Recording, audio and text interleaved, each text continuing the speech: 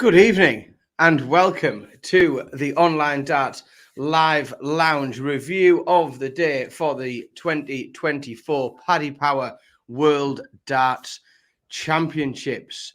I am Dan Simpson, joining you up in sunny Teesside. I'm joined by Mr. Charlie Hopper. And Charlie, what a day today. Oh, unbelievable.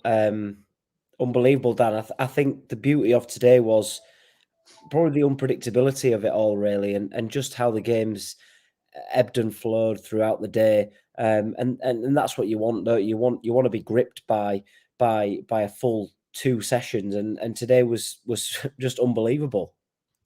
It was, and if I'm completely honest, I didn't have today pegged as I know one of the big box office days of the tournament so far. You know, there are days of and schedules of matches that I've looked at and pinpointed as the tournament's gone on and thought that's a day where we'll get it. That's a day where it'll.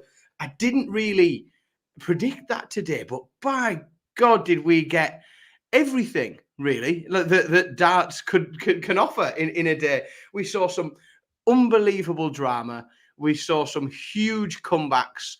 We saw tension. We saw seeds being toppled. We saw ridiculously high levels of darts. We saw people winding back the clock. It just was a really, really superb day of darts. Evening, folks. In the chat room, we've got a few in there already. Matthew and Paddy getting in early. Good evening, folks. So, as always, what we're going to do this evening, we're going to talk through the action from today. We'll probably go in running order. We'll talk through the afternoon session. Then we'll have a chat about this afternoon. And then we'll probably get on to some predictions for tomorrow. Please feel free in the chat room to get involved at that prediction stage. Let's have something to talk about and see what you think is going to happen. We will also be hearing from some of today's winners. Our man at the Palace, Phil Bars, has been there gathering interviews, and don't forget, we will share some clips and some bits and bobs with you this evening, but interviews will be an hour available in full through our YouTube and various different social channels. So please make sure you are following those various different channels to make sure you can see all of the reaction from the winners of today's games. And I suppose, I mean, Charlie, we start the review of the day with one of the contenders for games of the day, but there's just so many to choose from. As we see Brendan Dolan, who was, the seed and the favourite going into the game with the chap who I believe is his best mate in Mickey Mansell, and this one went right to the wire, didn't it? Yeah, and I think this game, if someone was to say to you, give me an example of why set play is so good, for Brendan Dolan, this is the game that you would show. For Mickey Mansell, it probably isn't, because what a game. Mickey Mansell dominated in nearly all aspects of this game. How he's not managed to get over the line is unbelievable. But as we always say, it's those crucial fifth legs that win your games. And as we saw in the first set, when Mansell missed a dart at tops to claim the opening set, and Dolan swooped in and took it. It was unbelievable. And that last set, Dan, was just the perfect way to end what was an unbelievable game.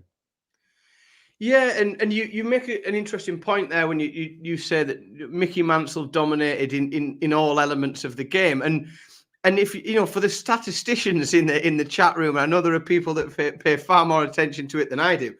Mickey Mansell in that game, he had a higher average, he had a higher highest checkout, he had a considerably higher doubling percentage, he threw more 180s, he threw more 140s, and he won more legs. If this is a match play game, Mickey Mansell wins this game. But like you say, the beauty of set play, it just meant that the opportunity was there for Brendan Dolan, and Brendan certainly took advantage of it. Brendan, let's make no mistake, what was the favourite here. Do you think he'll benefit from coming through such a challenging game so early in his, in the tournament to get things. I mean, obviously that's Brendan done now until after Christmas. Do you think that will be a benefit for him to have come through such a tough one? Yeah, it probably will. And to be fair, he probably will feel like he's dodged a bit of a bullet, so far to today, and that he may start to feel that, you know what, this is the year when I could really go far. I mean, look, we could be sitting here and he gets knocked out in the next round, and what we've said is there's no point in us even saying it, but it's the fact that he's been pushed all the way, and a lot of the seeds so far that we've seen go through, albeit a lot of them have, or quite a few high profile seeds have already gone, have had fairly easy run-ups to Christmas in terms of just the game, not really dropped many sets, and have got through fairly easy. So I think it'll benefit him. If anything, it'll set him on his way, and it gives him that confidence that he can get over the line when the going gets tough, because we know how unforgiving that stage can be. It is, and within that quarter of the draw that Brendan Dolan finds himself in, unforgiving could be the optimum word, because don't forget, what he's done in beating Mickey Mansell today is set up a meeting in the next round, in that third round, with Gerwyn Price, in a quarter that contains Gary Anderson, Raymond van Barneveld, and a certain Mr. Luke Littler as well. So huge tasks ahead, but Brendan Dolan does get over the line with a 3-2 victory. And that brings us on to the first seed of the day. We did lose a few seeds today, and the first seed of the day, I suppose we've got a few different stories in terms of how our seeds exited the tournament today, but I'm gonna go with Jose de Sousa going out with a bit of a whimper today. He didn't put up much of a fight, did he? He's one of those players that you want to sort of shake him, because he's so frustrating. He's so infuriating when you watch him sometimes, because he can do absolutely amazing stuff. I mean, all you've got to look at is midway through the second set where he took out a 1-3-8 to force a decider. That's like Jose de Sousa at the best. That's like the Premier League de Sousa that we're used to seeing. Or the 14 data that he threw in the first set. But then he just does some stupid, baffling stuff, which we talk about in the group chat all the time. And yeah, it was pretty poor from him today, but fair play to De Graaf for fighting back after losing the first set, and then showing why he's someone that should be feared in the tournament. Well, yeah, sort of two things from that. I mean, first of all, like, absolutely. I mean, I think the focus, I suppose, for my start there was Jose's underperformance. But it can't be understated that Jeffrey de Graaf put in I mean, 94 average and 42% on your doubles. It's going to get you through most second round matches. It's most second round games that's going to get you over the line. So Jeffrey de Graaf has done a tremendous job. And let's not forget, this is a guy.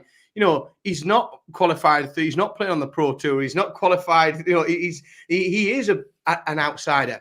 Jose, I still think we see glimpses of the great Jose de Sousa from 3.5 years ago. I was having a bit of a message around with my mates while we were watching today, and it doesn't seem like too long ago that in Milton Keynes, the first night back of darts after COVID, I was lucky enough to be on the front row when Jose de Sousa took out that 120 with 3 tops, and he at times looks a shadow of that man, that in terms of what he's currently delivering. But yeah, absolutely props to Jeffrey de Graaf, and he moves on in the tournament, and quite rightly so. A really, really solid performance from him. And I'm just scrolling up and down to see what that does.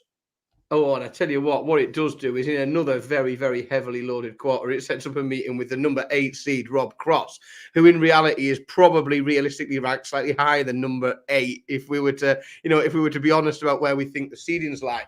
A real tough one, but he comes through having big prospect in Richie Edhouse and knocking a seed out in Jose de Sousa. So who knows if Jeffrey de Graaf can contain or continue that level of performance. Just a few more in the chat room now. Malachi's in. James is seemingly very pleased about the performance from Barney. Bob's in. Sean is in as well. We are starting to get a bit busy in the chat room, which is absolutely marvellous stuff. And then I suppose the next game is the only game in that first session that went almost to plan, I suppose, in terms of what we thought the seeds would do and how the games that would pan out. And after a really, really inspiring opening performance, not brilliant performances from both players today, but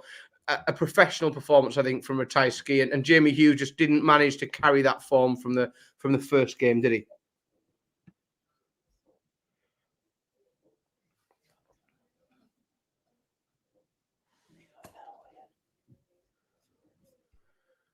Well, I think we might have just lost Charlie there for a moment. Let me. I think he's frozen. In which case, I'll carry on my own until he comes back. And I will probably just repeat the point that I just made, that Jamie Hughes just didn't quite manage to carry the form that he had in that first game into this second one. And Ratajski put in, I think, it was a very professional performance from Ratajski. Let's have a quick look in terms of what that does for him in the next round. Well, I think Charlie looks to be on my screen reloading anyway. And Krzysztof Ratajski, I think in the next round, he's got what it looks like a really, really interesting draw in that he's going to play the winner of Johnny Clayton and Steve Lennon, which we spoke about a little bit earlier in the week as being a really interesting game, because Steve Lennon, an unbelievable performance in his opening game. Really, really impressive. Have we got you back now, Charlie? There you are, my friend. Wi-Fi on the sticks, mate. It's absolute nightmare. Yeah, well, this is the thing. If you live in the middle of nowhere, see, I'm out in the, as you know, I'm out in a little village, and with the internet around here is unpredictable. I have to rely on Elon Musk and satellites and good stuff like that to keep me hooked up to the rest of the planet. So yeah, I was just sort of having a chat while you were reloading yourself there about Ratajski putting in a very professional performance. Jamie Hughes not quite being able to carry the form through. That we didn't see real box office darts from either player here, but sets up a really interesting contest in the next round between the winner of Johnny Clayton or Steve Lennon, which is a game that I think people are looking at. We know where Steve Lennon is in terms of his tour card. We also know what he did and where he came back from in the first round. And Johnny Clayton has been inconsistent through the course of this year. So an interesting one. I think the game sort of just went to plan today, didn't it? But makes for an interesting game going forward. Yeah, and I think for Krzysztof Ratajski, that the game actually was a dangerous one, only in the fact that Jamie Hughes has obviously got rid of that monkey on his back in terms of getting a win on the stage. So that makes him an even bigger sort of opponent for him. And obviously to reel off 3 consecutive legs in the first set, go one ahead, I think the Polish Eagle have probably been worrying about things, but then he showed his class, he showed his consistency, and recovered from a fairly poor start to battle through past Jamie Hughes. And again, there's no reason why Krzysztof Ratajski can't go deep in the tournament because of how consistent he is. Yeah, and I think if we just sort of bring to a close the afternoon session, we will. I'm just been having a poke around in who we can hear from and who we've got interviews from. So we'll have a little look in a moment. I think we're going to hear a little bit from Brendan Dolan, but just to close off that afternoon session, the match between Dirk van Duijvenbode and Boris Kirmar. Dirk van Duijvenbode, we've talked lots and lots about him because the story is not his form. The story is his injury. Everybody knows he's carrying around a shoulder injury. I don't. There was moments today in those first couple of sets where it looked like it looked like he was going to turn it on, and it looked like it was going to be like really, really. He's going to make this competitive, and at 2-1, at 1-1, I thought like, oh, here we go. Like this is getting tasty. And then he he just couldn't quite live with. But what also was disgusting, doubling stats from Boris. No, Boris was 10 from 18 on his doubles. Really, really impressive. Is it just a story of an injury, do we think? Yeah, I think the frustration for everybody is the fact that we're seeing still what Duijvenbode can do, and glimpses, isn't it? It's glimpses, and that's what's frustrating, because you know that he can do it. Everybody knows that with his game, when he's on his A game, 9 times out of 10 he probably beats Boris Kirmar, regardless of how good he is, just because of the way that he plays. But because of the injury, that's obviously holding him back, and we probably don't know the extent of how bad that injury is to him. And it's definitely frustrating for him, and probably the game in terms of the World Championships, in terms of the game and the injury, it probably come at the worst time for him. Only that he needs to recover, but he's still there. He's still playing. We've seen the flair, so he's got something to hold on to. But fair play to Boris for fighting back and managing to keep scrapping, because he keeps sort of going, I wouldn't say under the radar, but he's at a good level now where he's starting to raise a couple of eyebrows.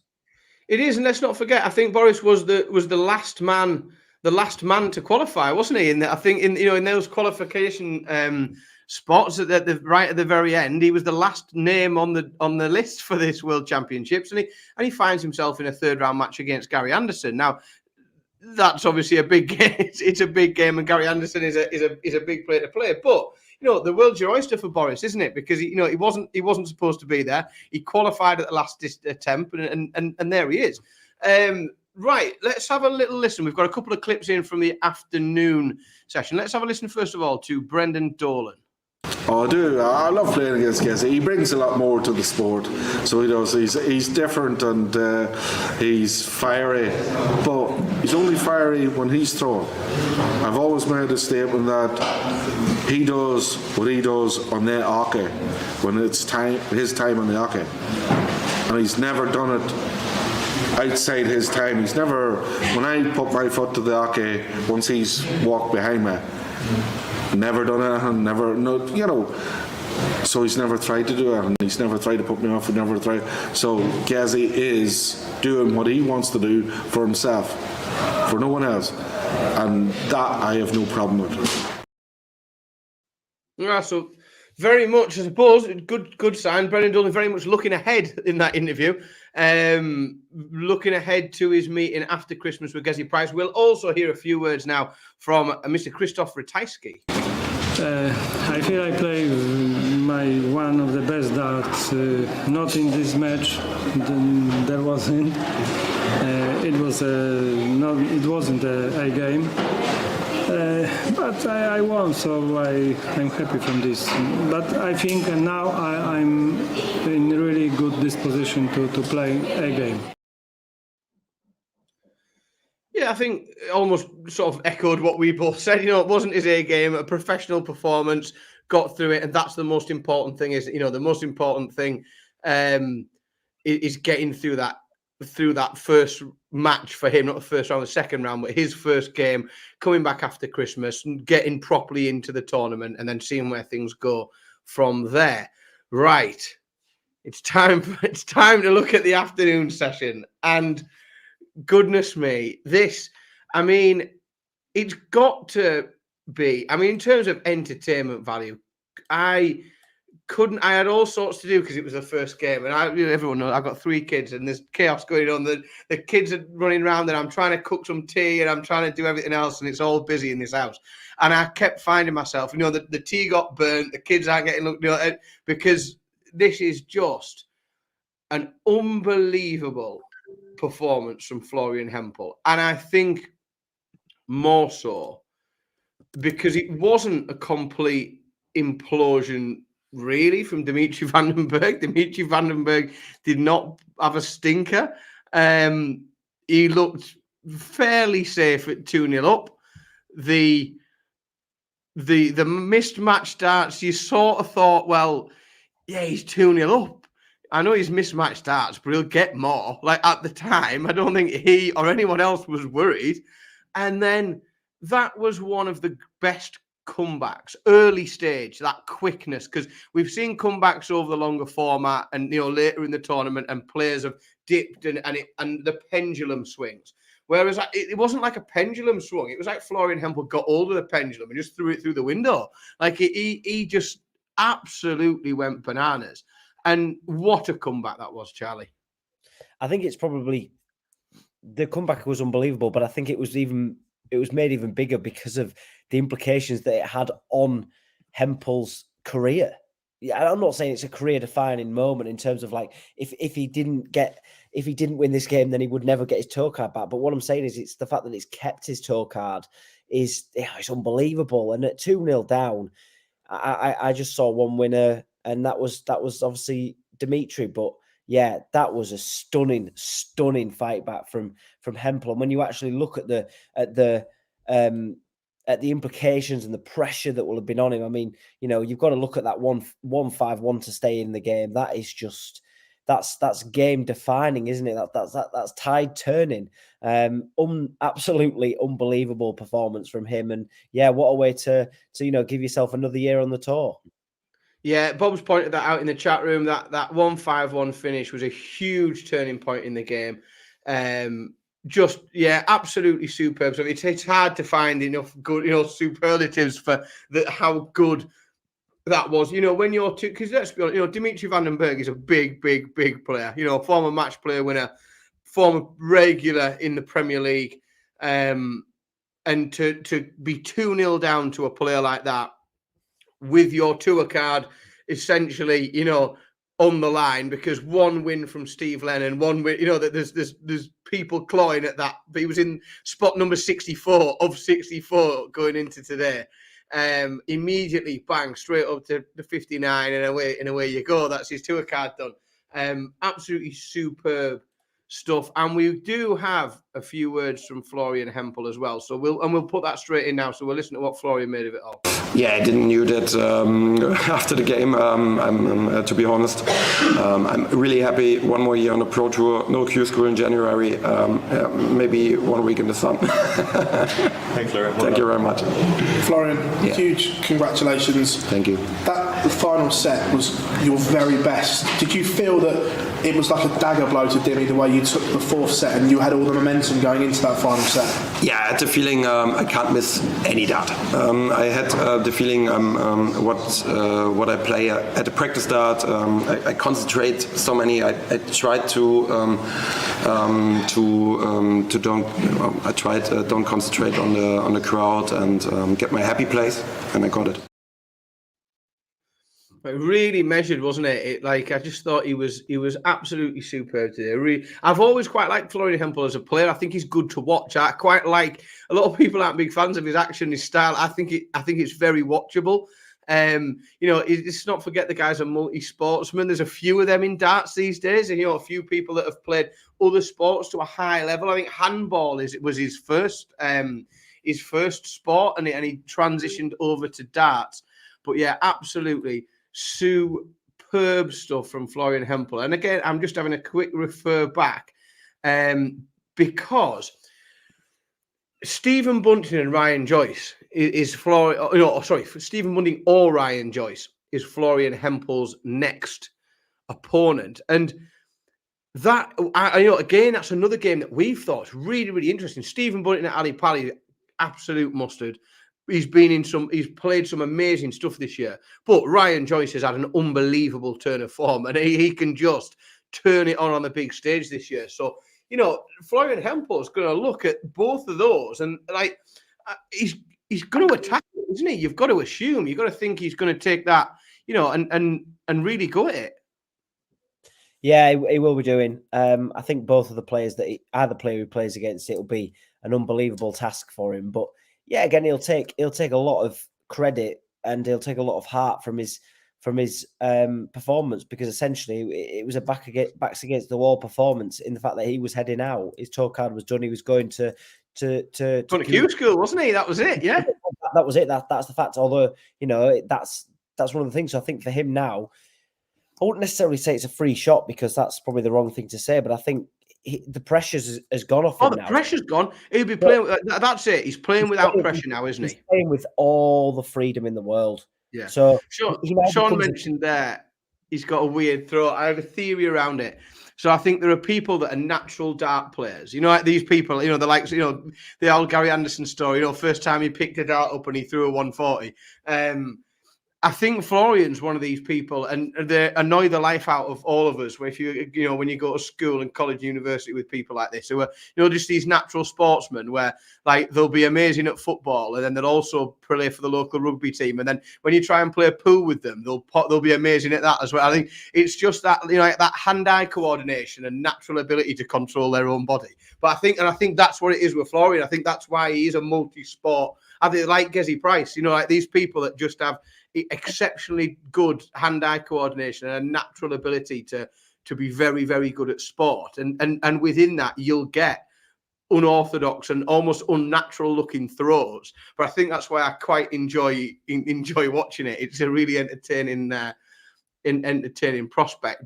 But even though it potentially was the game of the night, we need to move on to a game that, again, I found it. I probably enjoyed this game more than I thought I would, but it did go probably the way that most darts fans, pundits, experts, and non-experts predicted, with a 3-1 win. And Martin Schindler looked very comfortable on that stage tonight, didn't he? Yeah, and actually, if you really look back and you think, oh, that's fairly comfortable. Actually, I think Schindler missed a dart in the third set at 2-2 to actually win it 3-0. So in fairness, it actually was fairly one-sided, and then he ran out a 3-0 winner in the third in the fourth set. So yeah, I think one that we would have all predicted, I imagine, because, you know, Jermaine Wattimena can produce when he needs to, but it's that consistency that he lacks. So yeah, I was fairly, I don't want to say pleased, but I knew that was sort of the result that we were going to get. I mean, with the seeds that are going at the moment, Dan, you can never be too certain because the predictions have been going all out the window. But yeah, Martin Schindler just put in a good, solid performance, and, you know, pretty impressive. Yeah, and Martin Schindler, but the performance in itself, you know, again, it was a way above, you know, what we've seen from an awful lot of players, even right from a lot of seeds in this, you know, averaging just a shave shy of 97 and 52 over 52% on his doubles. You know, really, really good stats, a really good level. And again, and Martin Schindler, a player who is probably going to benefit from, granted he's a seed himself, but would have been due to meet, you know, if all had gone to plan, the number 7 seed Danny Nopper in the third round. And of course, Noppy's no more. So Martin Schindler against Scott Williams is an interesting. I think both players are going to look at that as a winnable game, aren't they? I think both Scott Williams and Martin Schindler look at that match and think, I can win that. I can win that game, and I can get myself into the last 16. Yeah, 100%. And it's sort of, that's the beauty of it, isn't it? When seeds start to fall, because it opens up the draw a little bit more, and you start to sort of see how these lesser, I say lesser known names, but Martin Schindler, what is he, 26th in the world? So for him, he's still a big player, but he isn't someone that you'd be necessarily talking to win the world. No, and this, but you sort of think, oh, actually, like he's, you know, there's a good chance he plays. You know, there's a good chance here that he could play, you know, Damon Heta for a place in the quarterfinal. Like, you know, you sort of look at how that could work, or he could meet a Josh Rock, or he could have a quarterfinal with Michael Van Gerwen. You know, it could be a real big tournament for Martin Schindler. And if he can maintain, you know, what was a very, very good standard tonight, then, you know, anything could happen. To be honest, really, really, really good, solid game. Well, we haven't spoke about Jermaine much, but it was a bit underwhelming. You know, he didn't reach the levels that he found against Fallon Sherrock, sadly, to make a bit more of a game of it. But, you know, Jermaine's a steady hand, and he'll come again, won't he? That's what we're expecting from him. And yeah, definitely. I suppose next, we slightly alluded there, and I've done it all night, as to potential meetings in the future of the tournament. And I picked something at the very, when we first looked at the draw. I picked a game that I thought we might see. And now it's starting to look like it's a real possibility, because Raymond van Barneveld wound back the clock, and really, whilst Radek Zdansky, it was a sort of a valiant. It was a valiant attempt. Yeah, his average was quite good, but bit of vintage Barney, I think, today. 100 average, 55% on the doubles. He looked solid and confident on that stage. Even in his interview afterwards, Barney, I thought he looked like he'd come to play. Did you? Yeah, to be fair, he looked focused throughout the game, and it's fairly easy, I imagine, for players like Barney. Look, let's Bob's touched on it in the comments section that he wasn't under any pressure, and he really wasn't, to be fair. And in that, it must be nice in that position to be throwing as well as you are and not have anything coming back at you. Well, that's the thing, but I think that's a good sign of where his game's at, because he's not throwing desperation darts, is he? That he's not being forced into averaging that. He's not being forced into a 55% doubles average.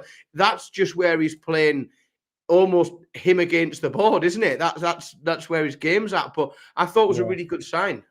Yeah, and to be fair, half the time, he probably, he was. There was an occasion in the first set where he was like 150 points ahead of Zdansky. So he's got 6 darts from his position, but he's still taking it out with relative ease, and that's remarkable, really, in the levels that he's producing. So yeah, I think whoever sort of looks at this performance from Barney, they'll be seeing a lot of signs to be worried because of how consistent he was.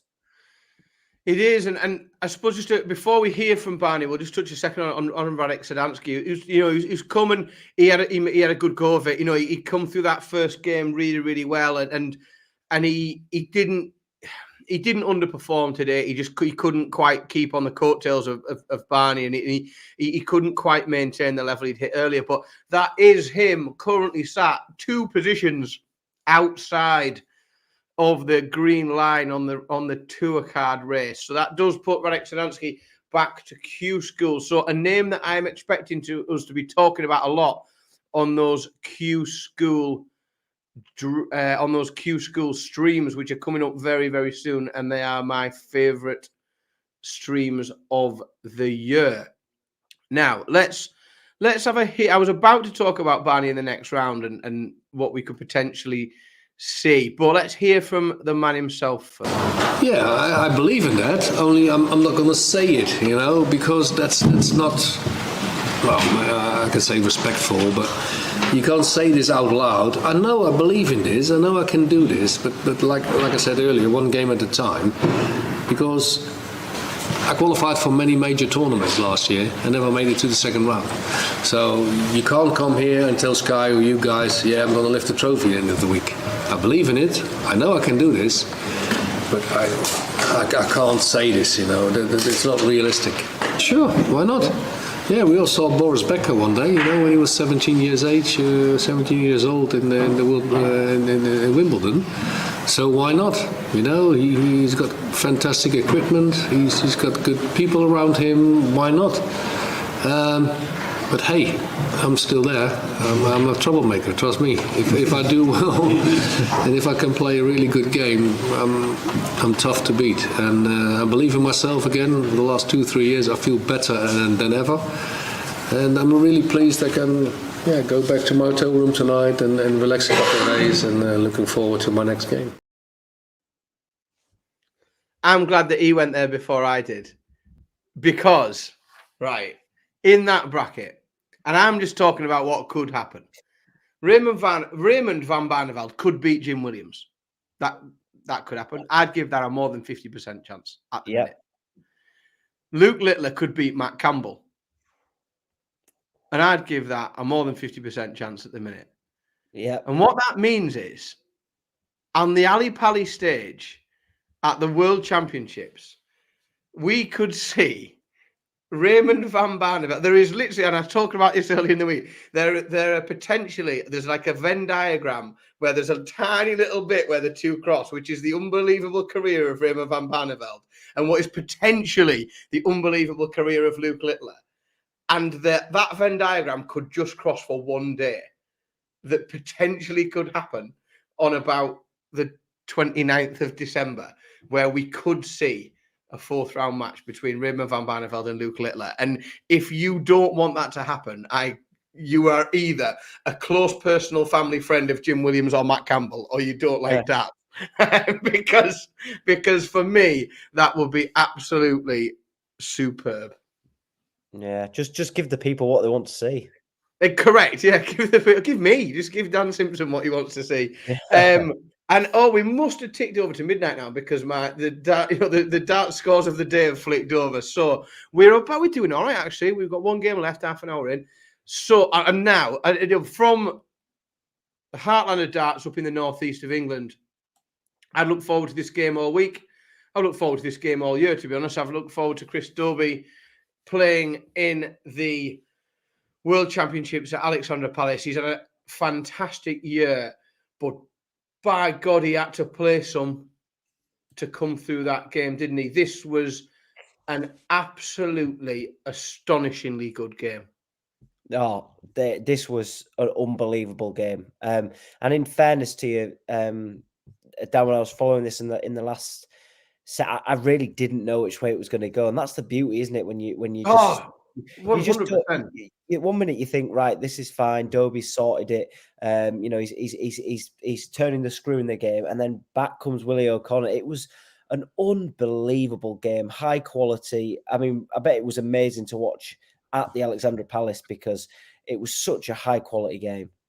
It was, and it was very much, we've talked. So William O'Connor, when he played the other day, and he came out to Zombie, and he played sort of mid-afternoon. The first comment I had on it on the stream on the night was, "Oh, it's like an evening walk on that.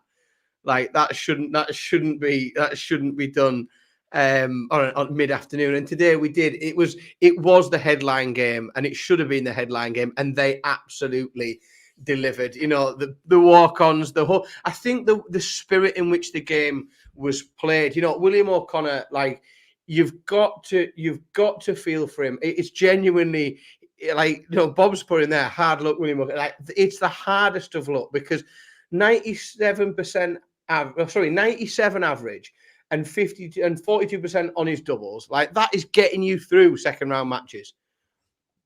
That in fact. Worse performances than that are toppling seeds in this tournament. There are people who have played far worse than William O'Connor that have brushed seeds aside in this tournament.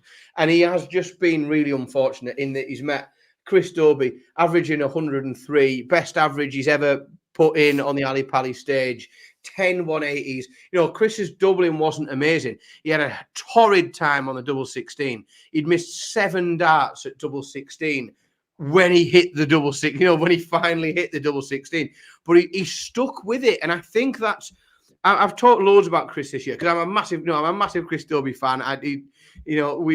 We both support Newcastle. I was lucky enough to spend a bit of time with him in Minehead, and he's a really really lovely fella. He's a good bloke and a good man for darts. But I think the Premier League's been amazing for him mentally. I think that game must have been mentally torturous to come through that, but just a really, really fantastic performance from Chris Dobey. Really, really impressive stuff. And as if by magic, we have, even though I didn't think we had a minute or so ago, we do now have a clip from Chris Dobey. Don't forget, folks, I know we've showed you clips, we've showed you little bits throughout the evening, but all of the full interviews with every winner from today are available on our YouTube channel and various other social platforms, so make sure you're following. So we will, before we move on to tomorrow's predictions, have a little listen to what Chris Dobey made of this evening's game. If I get picked, I get picked. I'm not going to cry about it. I'm bigger and better because of my experience in the Premier League. So if I don't get my chance this year, then there's plenty more chances, and if I can play myself into some good form and try and be one of those that could be selected, then so be it. But like I said, I want to deserve my spot there and not just go in as like a loser or a runner-up, you know what I mean? Chris, many congratulations. Cheers. Chris, how much good did that Premier League campaign do you this year, do you think? Yeah, it's made me a complete different player. Like I said, the experience I've gained from the Premier League, playing in all those big arenas, playing against the best in the world, week in, week out, travelling, you know, and then going straight to Euro tours as well from there. So it was tough. I've dealt with it the hard way, but I've enjoyed it. I enjoyed every minute of it, and yeah, it's made me a complete better player. Well, we didn't need that, did we? Because that's pretty much exactly what I'd already said. And some people think I'm not an expert. Goodness me. No, absolutely. And I do just think it's exactly what I surmised, but really good just to hear it from him. That Premier League and that stint he did, and I think as well, playing so well in the Premier League, but not being able to quite get the results he wanted, or being up against it a lot, playing the very best in the world. I think mentally it's done him the absolute power of good. However, and we've touched on people's next games so far, surely the pick of the third round has got to be Chris Dobey against Ross Smith. What a now, if you like 180s, and if you are gambling responsibly with Paddy Power, the 180 market for that game is going to be, I don't know what there's probably no value in it, to be fair, because the 180s are going to be absolutely smashed in that game. That's going to be a tremendous match, and without a shadow of a doubt, the game I'm most looking forward to in the next round. So that brings to a conclusion the review of today's action, and now we've got plenty of you in the chat room and plenty active as well tonight in the chat room. Let's have a bit of a rundown of what we're going to see tomorrow. We won't go too deep into everything, but let's get some predictions of scores. We'll get some predictions from the chat room and share them around and see who we can laugh at the next time we're all on this stream for getting everything so wrong. We'll go through things in order of the running order for tomorrow. So first game we're going to look at is, I think this, I said today wasn't the day I expected box office. Tomorrow's the day that I expect big things. I expect big things from tomorrow, and I hope it delivers. But opening up affairs are Kim Huybrechts and Richard Veenstra. Charlie, I'm going to let you lead on the predictions and do my best to not copy you. But where do you think this one is going? Belgium against the Netherlands. I'm going to go with the Belgium tomorrow. Well, today actually it is. As we're into the early hours, I think his experience, his knowledge of the difficult games and how getting through them will come to his rescue. I'm going to go 3-1. I think it's not a fairly easy game, because as we've seen a lot of the time, it can ebb and flow. But I think Huybrechts gets the job done fairly routinely with a 3-1 win. I'm going to disagree, because when we were down in Ilkeston at the Prince of Wales, if you're in the area, it's the best pub around. When we were down there, I picked Richard Veenstra to have a bit of a run. I've sort of had my eye on him again this year. I just think he's got a bit in him. And I think he wins 3-2. I'm sorry to say that everybody in the chat room agrees with you, Charlie, as Keith says it's a Huybrechts 3-1. Malachi thinks it's... Oh, Malachi agrees with me. Good lad. Malachi's on... I was reading it backwards. Malachi agrees with you as well. Huybrechts 3-1. Bob's got Huybrechts 3-2. HJV has got Huybrechts 3-1. David's got Kim Huybrechts 3-1. Sean's got Huybrechts 3-0. I am very much in the minority there. Connor's got Huybrechts 3-0. Anybody else want to win to make me look more foolish for picking Richard Veenstra? But I'm confident Richard will help me show you all up tomorrow. Good old Richard. Next game. And I think I think everybody knows exactly where I'm going to go with this one. But another proud Toon Army supporter, Callan Reds, plays Ricardo Petresco. Where are we going with this, Charlie? It's a tough one. It's a very tough one for you. It's definitely going to be. Not tough in the slightest. It's not going to be for you. I think You just say 3-0, Callan Ridge. That's it's not tough at all. Is that? I'm going to go with Petresco. I think now is the time to play Callan Ridge. In all fairness, I think now is the time to take him on, and I think he wins 3-2. That being said, and I don't want to sit on the fence, but I could see it being a last set decider, and that's what I want. That's what I want it to be, a real gritty game where someone comes out in a high quality affair. But yeah, I think Ricardo gets the job done just. But if Callan Ridge was to win, I would not be shocked either, because I think he's a quality darts player. Yeah, I'll laugh when I say 3-0. I'm going to give Petresco a set. I think it's a 3-1 Callan Ridge victory. Let's have a quick look at what everybody else thinks in the chat room, because we've got a lot of opinions on this one. Oh, Joel was late to the party. He agrees with me with a Veenstra win. He's 3-2 on that. David has gone 3-2 to Ricardo Petresco. Oh, see, we've got a bit of back and forth on this one. HJV's gone Ridge 3-2. Connor's gone 3-0 Ridge. Malachi's gone 3-1 Ridge. Some heavy Ridge. Keith's gone with Pikachu. He's gone with Ricardo Petresco 3-2. Joel has gone Callan 3-2. Joel seems like a very wise man, you know. He's right on the pulse on this. Bob's gone Ridge 3-2, and Sean is Pikachu. Really split in the chat room, that one. I think that does show us how tight that game could be. Now, this next one I think is a tough one to call, and it shouldn't be really, if we're honest. But an inconsistent Johnny Clayton against a certain Mr. Lennon, who is playing for his life. Steve Lennon is playing for his livelihood anyway. Steve Lennon's playing for his tour card. Johnny Clayton, Steve Lennon. Do we give the Irishman a chance, Charlie? I think you can never write him off. I think a tour card saving Steve Lennon is a dangerous. Is a dangerous opponent. We've seen it already, haven't we? Any case, yeah, exactly. So I don't know. It depends, doesn't it? I think Clayton wins. I think he wins probably 3-1. I'm going to probably put my neck on the line and say that this maybe isn't the best game of the day.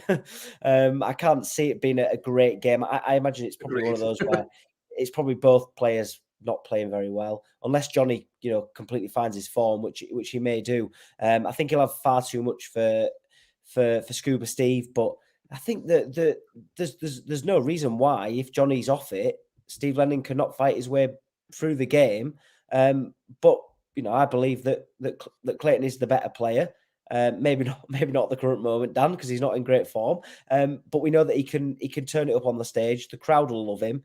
But I think he gets the job done 3-1. Yeah, do you know, I'm gonna have to agree. I've got 3-1 Clayton as well. Because I think a lot of it's because this set play format means he only has to find it for short bursts. And I think that even when we've seen Clayton out of form, he still does find it for short bursts. He still can rattle off 3 legs on the spin. Like, that's what, and the problem has been he can't rattle off 10 on the, and he loses it, and he does ebb and flow a little bit. But I almost think that set at the moment where his game's at, set play could potentially play into that as a bit of a positive and give him some opportunities that wouldn't be afforded to him in a match play scenario. So yeah, I'm going to go exactly the same. Connor's got Lennon 3-1. HJV's got a 3-1 Clayton win. Sean is exactly the same, as is Malachi. Has also got a 3-1 Clayton win. Paddy's gone 3-2 to Lennon. So we've got a mix again in this. This is why it's a good day tomorrow, because we've got a real mix in the chat room of what people think is going to happen. Bob has gone 3-2 Clayton, but he hopes. So yeah, what I'm looking for as well, Joel's comment there, that I'm just put on the screen, rooting for Lennon, but Clayton wins. And if I'm honest, and this is nothing against Johnny Clayton. Johnny Clayton's a great guy, lovely fella. There's a lot of that sentiment about, I feel, at the minute, because I think a lot of people really like Steve Lennon. So I think there's a lot of I'd like Steve Lennon to win. I think Johnny Clayton will. I think there's an awful lot of that. And Sean knows what's up next because it is the Bronzed Adonis as Steve Beaton takes on Daryl Gurney. And Charlie, I'm again going to put the pressure on you as to going first on this one. What do we think that Daryl Gurney is going to do against the Bronze Adonis tomorrow? Well, it's interesting because I was just having a look when you were speaking there, Dan. The head-to-head record actually favours Steve Beaton, and 4 out of the last 5 games that they've come head-to-head, albeit on a really shorter format, Steve Beaton's got the beating of him. This is another one where my head or my heart, really. My heart is saying Steve Beaton to win. My head's saying Daryl Gurney. So I don't know. It's a tough one. It's going to be 3-2 either way. But you know what? I'm gonna go with Daryl Gurney just to get over the line. And yes, it would be a shame because I want the Bronze Adonis to keep going in that fairy tale to continue for him. But I think Daryl Gurney just has a little bit too much firepower. I'm not convinced. Daryl Gurney, we've seen one quarter-final from him in the last 2 years. If we discount the World Cup, which I don't think we can. Now, granted, one of them was this year's World Match Play. He made a quarter-final this year's World Match Play. He's the number 27 seed. But I think Daryl Gurney, and I'm a big fan of Daryl Gurney, but I think in the last couple of years, and I think he'd be the first to say it himself, hasn't been able to replicate the best of Daryl Gurney. And I can't not pick Steve Beaton against a player that isn't in the top 20 because it's Ali Pally and it's his last one. And I'm not prepared to do that. So I think it's a 3-2 Steve Beaton win. I think I am again very much against the chat room. Keith has gone with a Gurney 3-1. HJV's gone with a Gurney 3-2. Mike Green has got Gurney 3-2, but he wants Beaton. We got the same sentiment again as the last game, haven't we? We think we know who'll win, but we know what our heart says. David's gone 3-0 Gurney. Paddy's gone 3-2. Connor's gone with Gurney as well, 3-1. Sean makes the point, yeah, Gurney is beatable and Beaton's inconsistent. Inconsistent? Well, define consistency. How many years in a row has he qualified for the World Championships? He's still on that stage. And while he's on that stage, he's got a chance. And this is the last time. Let's get him. We need to. Oh, imagine. Just one last go. Come on, Steve. Joel's gone 3-1 Gurney as well. Gurney gone over the radar, under the radar, yeah, a little bit, but not enough to really move the needle. As that he had that quarterfinal in the match play, but we've got a lot. Round 1 of the Players' Championships, second round of the Europeans, second round of the Worlds last year. It's underwhelmed. Malachi's a man with a bit of emotion in him, and he's putting his heart over his head like me, and he's gone 3-1 Beaton. Good on you. Right. Into the evening. So, evening session tomorrow is going to kick off with Ryan Searle against Tomoya Goto. That's an interesting one after what happened early in the tournament, do we think? Or is it just as routine and professional from Ryan Searle? Oh, yeah, it's routine. I would say 3-0. Potentially 3-1. I can't see any other really. I think Ryan Searle, he's just taking his game to the next level. And yeah, I think a lot of people would be hoping that Goto can cause some sort of surprise, but I can't see. I think it's a fairly routine start to the evening session with Ryan Searle winning 3-0. I'm going to have to come with you on that, I'm afraid. Yeah, I don't like copying, but I can't see any other scenario. I think Ryan Searle's game is too solid. Goto played great against Ian White. It was an exciting match. I think we all enjoyed watching it, other than Ian White's close friends and family. But Ryan Searle is solid. And he's scoring so good. and Dublin's so good. Yeah, I just don't think we see anything other than a very, very routine and very dominant Ryan Searle performance. And that, I think, could be really good for Ryan Searle because, you know, things could get sticky quickly after that match. And I think it could be a real good thing for Ryan Searle to completely dominate a game because the winner of that match plays Luke Humphries. And that is not straightforward in any way whatsoever. Let's have a little look what the chat room think. I think they're all going to be agreeing with us. Charlie, Connor's got Searle winning 3-0. Joel's got him as a 3-1 winner. Bob's got him 3-0. Keith's got him 3-0.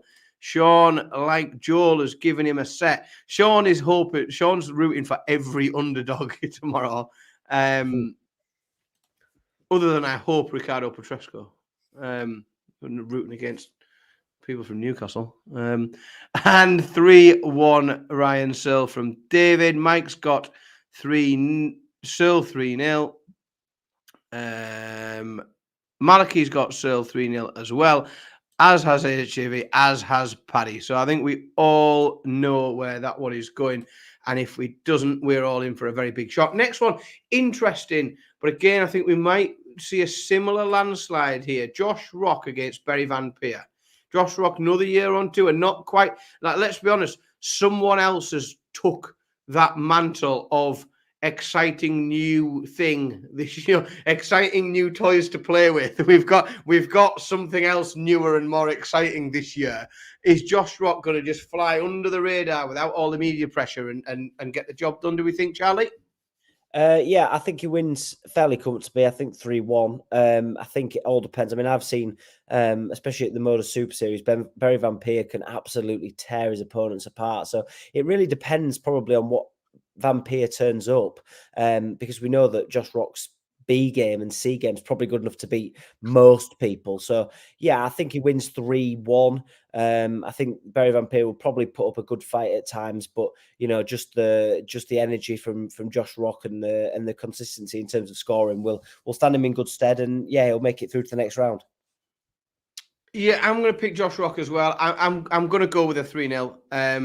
And I think you make some really valid points on Barry Van Peer, and I mean, let's be honest, the darts fan in me would like to see Barry Van Peer rock up and play unbelievably, and it to be a 3-2 last leg, really exciting.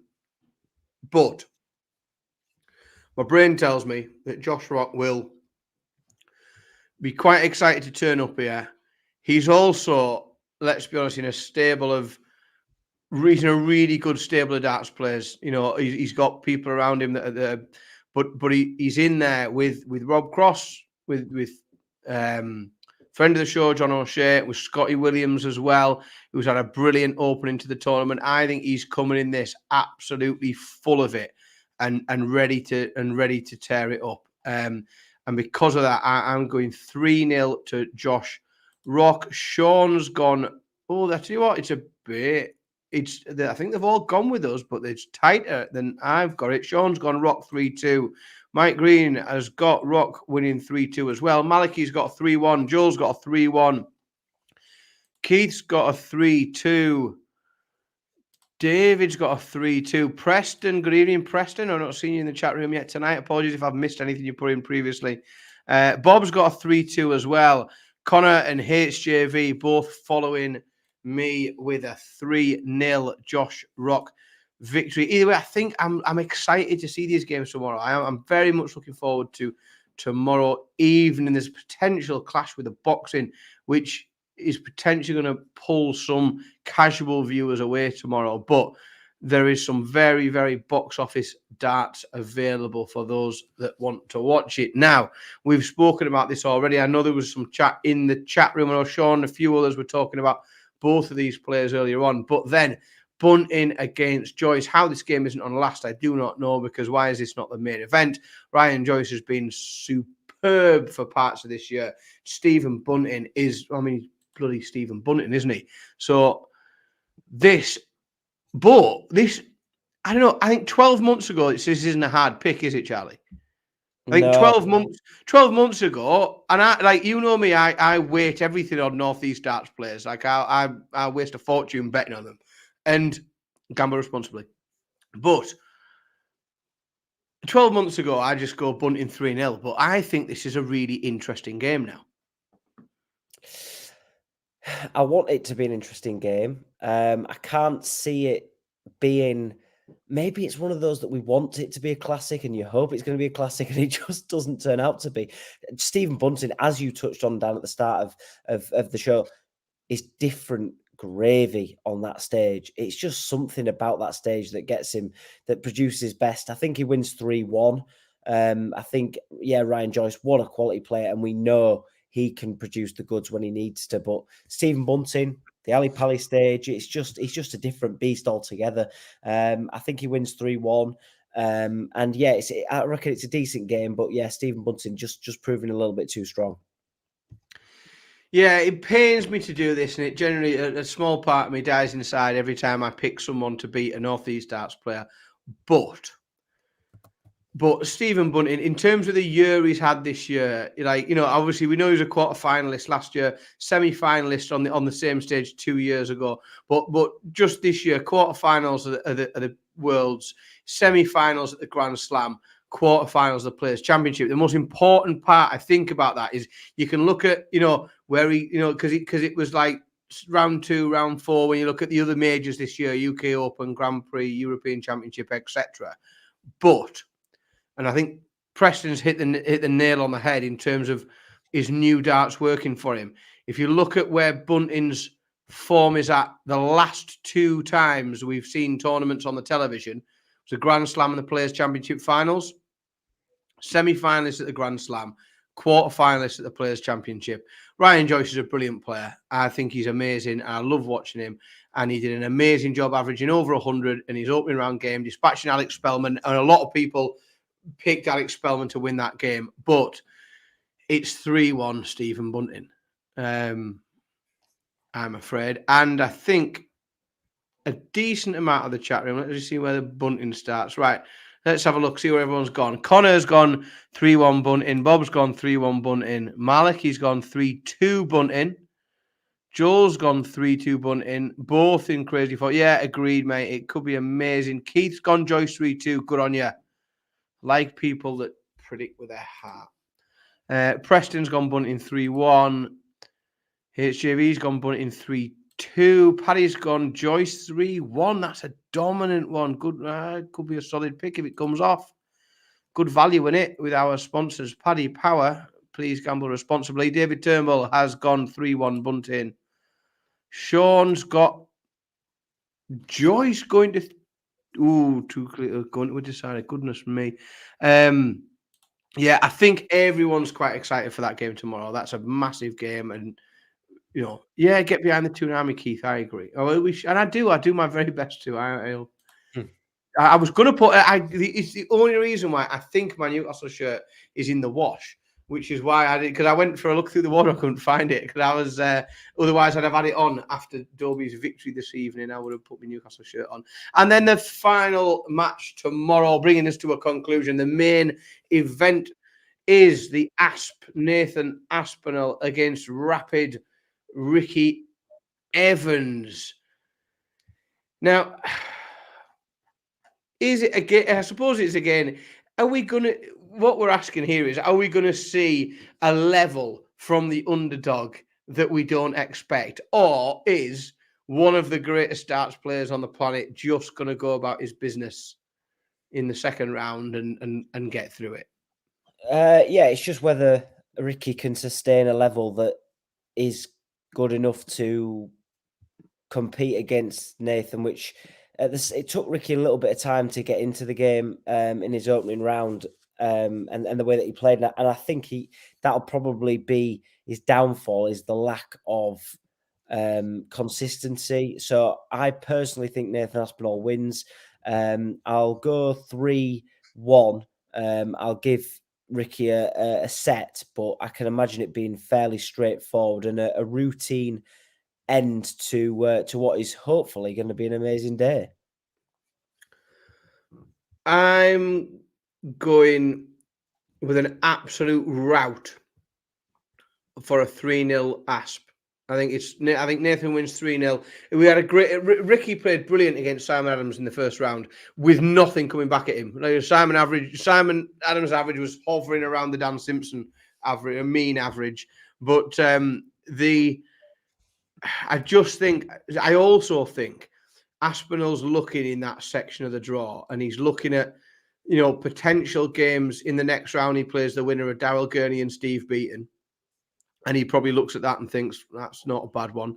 And then after that, he plays the winner of Dave Chisnell and Gabe Clemens. And he's probably looking at that and thinking, that's not a bad one.